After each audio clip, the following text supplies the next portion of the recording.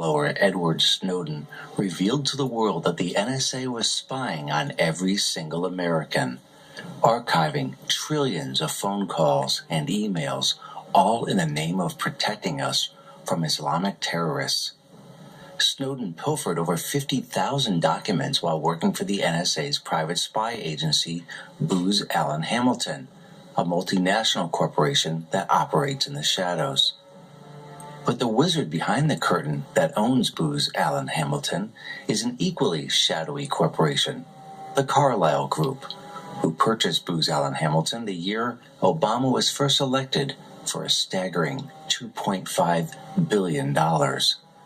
The Carlyle Group has been steeped in controversy since 2001, when it was revealed that the bin Laden family had poured millions into the Carlyle Group investments.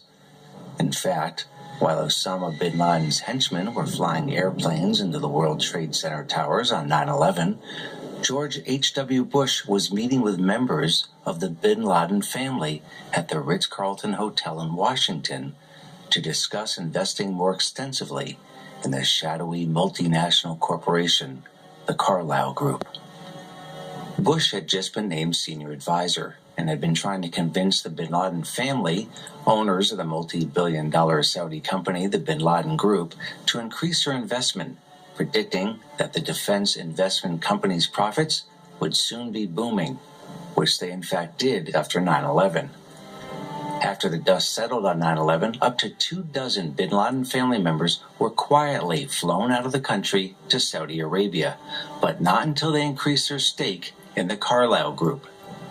Despite this controversy and an endless amount of other controversies over the years, the Carlyle Group has remained unscathed due to having a who's who of men in high places on their payroll. This doesn't include the fact that the Carlyle Group's Booz Allen Hamilton is gorged with thousands of former NSA agents. But the Carlyle Group owns another company that has been in the news lately, or rather is behind the news. One of the oddities of the missing Malaysian Airlines Flight 370 is that of the 239 passengers aboard, a staggering 20 passengers worked for Freescale Semiconductor, which, you guessed it, is owned in large part by the Carlyle Group. It has been reported that the Freescale Semiconductor employees were on their way to a conference in China, with the company portrayed as a medium-sized Austin, Texas-based company with a small footprint in the semiconductor industry. In fact, the Carlyle Group and a handful of other mega investors purchased Freescale Semiconductor in 2006 for a staggering $17.6 billion. The media has not only portrayed Freescale Semiconductor as a non-entity, but the Freescale employees on board Flight 370 as low-level workers on their way to a routine conference in China. However, 4 of the employees on Flight 370, according to Austin, Texas-based IntelliHub investigative reporter Shepard Ambella, were high-level engineers that were majority owners of several semiconductor patents shared with Freescale Semiconductor, worth billions. As this patent document shows, obtained by IntelliHub, the 4 engineers each had a 20% ownership of the patents, a total of 80% to Freescale Semiconductor's 20%.